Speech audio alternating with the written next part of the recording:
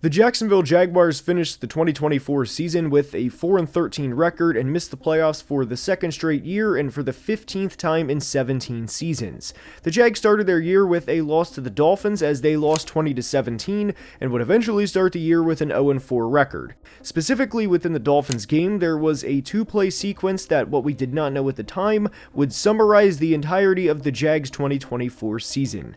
Jacksonville was up 17-7 and was about to put the lead out of reach as they would have had a 17-point lead with a little over 2 minutes left in the third quarter. Unfortunately, Travis Etienne fumbled the football, and on the very next play, Miami cut the lead from 17-7 to 17-14. And that two-play sequence was very symbolic of how the 2024 Jag season would go. The opportunities were there a lot of the time, but unfortunately they couldn't capitalize. It seemed like everyone knew Doug Peterson would get fired, but the only question was when. And as we know now, he coached until the very end of the year and was subsequently fired. But the Jags made one big decision that is a tremendous mistake and one that I think will potentially haunt this franchise for years to come, and it's that they kept general manager Trent Baalke. And in today's video, we are going to break everything down regarding the Jacksonville Jaguars' future and why this decision is a big mistake. Now let's begin. And we are starting today's video by breaking down the situation Jacksonville was in and why this is a mistake. The Jags are in the AFC South, and whether you are a fan of an AFC South team or a fan of a team in another division, one thing I think we can agree on is that the AFC South is not a good division. Collectively, the South was 25-43 in the regular season in 2024, and obviously the Jags and Titans are doing a lot of heavy lifting there, or bringing it down, I guess you could say, as they combine for 27 losses this year. They each have top 5 selections in the 2025 NFL Draft, and each team let go of big-time employees within the organization. The Titans fired now former general manager Ran Carthon on Tuesday morning, while keeping head coach Brian Callahan, and the Jags of course fired former head coach Doug Peterson. I have my opinions on the Titans, and we'll get into that in a Titans-related video, but believe it or not, since Jags owner Shad Khan took over back in 2012, the Jags have only had 2 general managers, which of course is current general manager Trent Baalke and former general manager who Baalke took over for back in November of 2020, and that of course is Dave Caldwell. And credit Trevor Sikkema of the NFL Stock Exchange for this information, because I was shocked when I found this out. As we know, the Jags have only been to the playoffs twice since Khan took over, and my biggest gripe with keeping Baalke is the simple fact of you are limiting yourself as a franchise in terms of who you can hire as a head coach when you make this type of decision. If you are a Mike Vrabel or Ben Johnson, knowing you have to go work with Trent Baalke when you are already an extremely sought-after head coach, there is really only one reason why you would want to go to this organization, knowing Trent Baalke is there and ultimately knowing he has the final say on draft picks and who your franchise selects. And that reason, of course, is Trevor Lawrence. But general managers and head coaches are, of course, a marriage and a collaborative effort. And the reality is, pertaining to the NFL draft, the general manager has the final say. Now, there is very specific situations, like when Bill Belichick was the head coach of the Patriots, who also had GM duties, but obviously that's not normal, and him and even Pete Carroll too are exceptions rather than the standard. My point is, if Trent Baalke wants to go off the wall and take Trayvon Walker over Aiden Hutchinson, despite being the only general manager in the league who actually would have made that decision and override Ben Johnson, he can, because that's his job. Ben Johnson or Mike Vrabel or whoever can kick and scream as much as they want, but at the end of the day, the general manager is who is turning in the card and making the call from the war room. And that's frightening for an aspiring head coach who would be working with a GM who has been a part of more double-digit losing seasons with the Jags than he has winning seasons with the Jags. And I think what's so scary about Trent Baalke as a general manager is he's not afraid to take risks, but a lot of the time these are not well-calculated risks.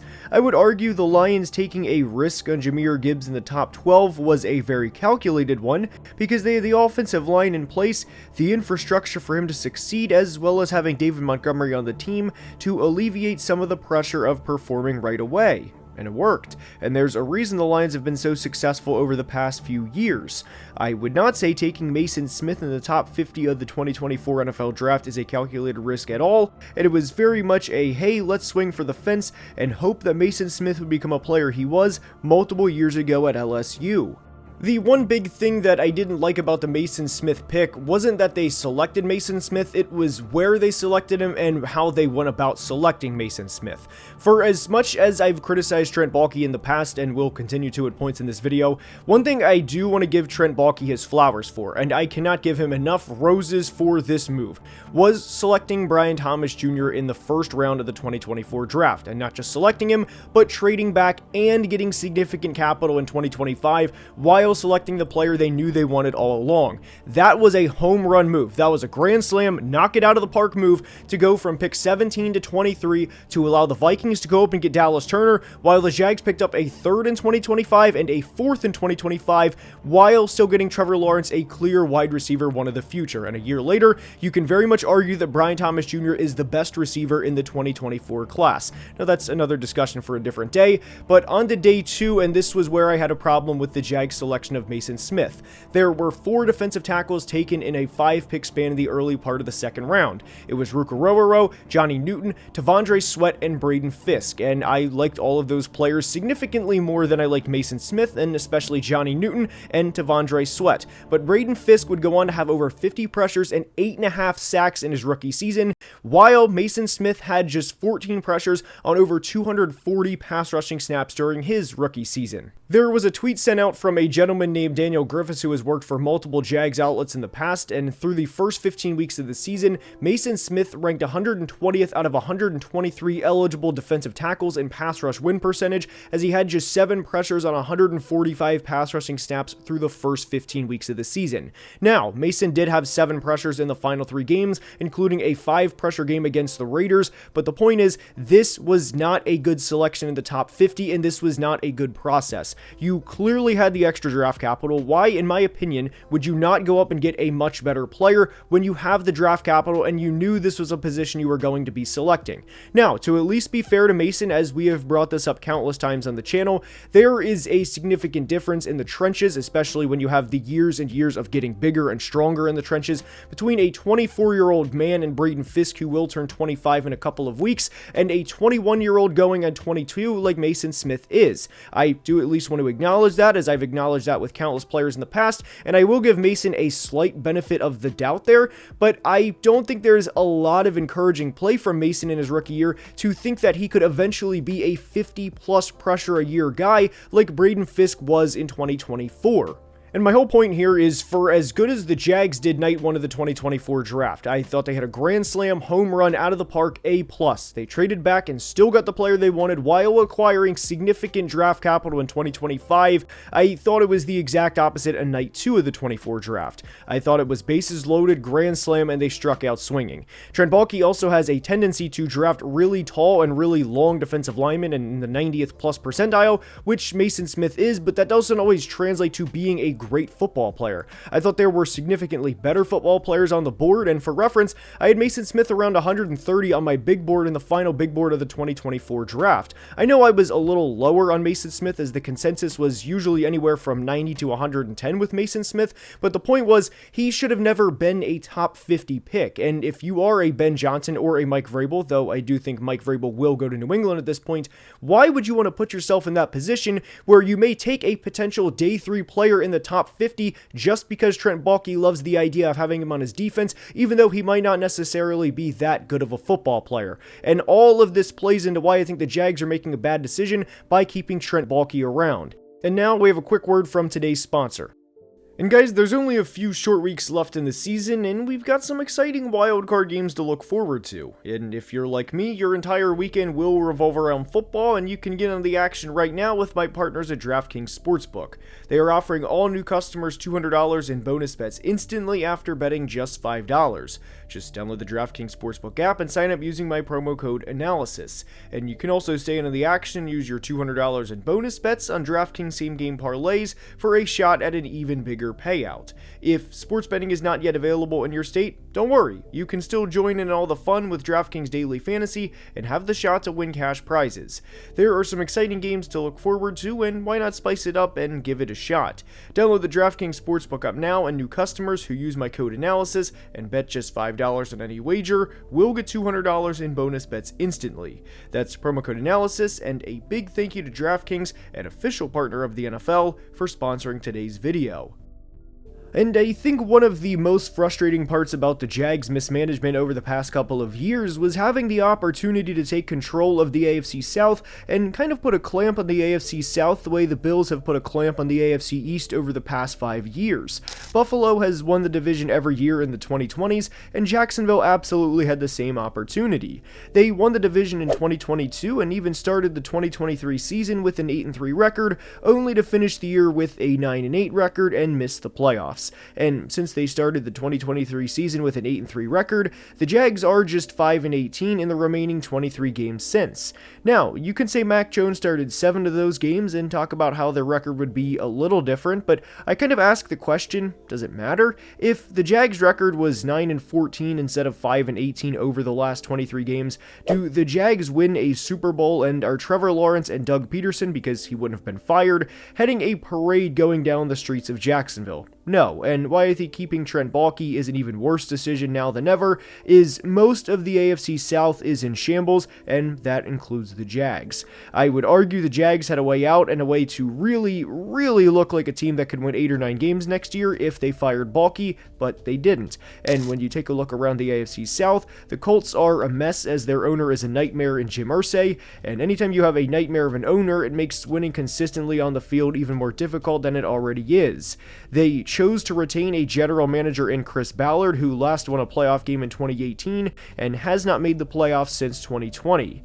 The Colts just went through a season of hell on their own, and they made a big mistake too, which was to keep the GM, who has a record of just 30-37-1 over the last 4 years, with a grand total of 0 playoff appearances. The Titans will probably be getting a video soon, but I really don't think they could have done anything more wrong than they have since the minute A.J. Brown became an Eagle. That trade summarizes the Titans' last 3 seasons, and I will stand by the fact that I think Ran Carthon should still be the general manager of this team. And for Tennessee to fire Ran Carthon as fast as they did while keeping Brian Callahan, to me is not a good move. John Robinson made a bad trade, and every team makes bad trades. It's part of sports. There's bad trades in every league, but how you bounce back is critical, and the Titans haven't bounced back at all and keep shooting themselves in the foot. And despite winning the division in back-to-back years, I wouldn't exactly say Houston is in a great spot moving forward, as yes, there's a really good chance they win the AFC South in 2025, at least based on some of the preliminary decisions already being made from the ownerships of the other franchises, but the Texans have a lot of problems, and it starts with their offensive line, and you see that every single week. You don't lose to a team of the Ravens' caliber with a score of 31-2 by accident, and my point is, the Texans are not that much above everyone in the division, and Jacksonville had a reasonable chance to cut their ties with Trent Baalke, and a guy who has made countless bad draft decisions, and potentially start everything over with a great head coach in Ben Johnson, and let him have a big say in who he wants to work with as his team's general manager. But they didn't. And even though Jacksonville is drafting with the 5th overall pick, I have a really hard time thinking this is going to be a good decision in the long run. My biggest gripe with the Jags is that their GM and head coach are not on the same page. They came in at significantly different times, and Trent Baalke obviously has a lot more double-digit losing seasons than he has winning seasons. And I think the key to a successful organization, though it's not required, it's definitely preferred, but it's when a general manager and head coach come in together and are on the same timeline together. And if you look at the division rival Titans, for example, they've been nothing but downhill since they traded A.J. Brown to the Birds. John Robinson was fired during the 2022 season, then Ran Carthon was hired in January of 2023, then Mike Vrabel was fired after the 2023 season, and most recently, Ran Carthon too was fired, and that's my biggest concern with the Jags. Now, I will say they've only had 2 general managers since Shad Khan took over back in the early 2010s, which I guess is a good thing in terms of both Trent Baalke and the next head coach being on the same page, because there's probably a low chance that Trent Baalke gets let go, but that's me being more optimistic than anything and hoping that those two can be on the same page, and not that I really trust Trent Baalke to build a good football team, because ultimately I do not. Despite what you may think of Trevor Lawrence at this point in his career, whether it's underwhelming as a former #1 overall pick, as he is just 22-38 as a starter and has just 69 career passing touchdowns, he is a big asset in terms of bringing in the next head coach. You have to have a quarterback to compete in today's league. I mean, everyone knows that, but to have Trevor Lawrence and a 21-year-old receiver who just went for over 1,200 yards and, by the way, had double-digit touchdowns in Brian Thomas, while getting passes thrown to him by Mac Jones for a significant portion of his rookie year, this job without Trent Baalke, to me, is one of the most attractive job openings that the NFL has had over the past couple of years. But my biggest gripe with the Jags organization right now is that by keeping Trent Baalke, I think they are significantly limiting what they can do at the head coaching position, and ultimately limiting what this franchise can do over the next few years. I hope you enjoyed today's video, and if you did, please like and subscribe, as only about 45% of people watching are subscribed, and helps the channel tremendously. The goal is 200k subs by the NFL draft, and until next time, please be safe and have a great day. Love you guys.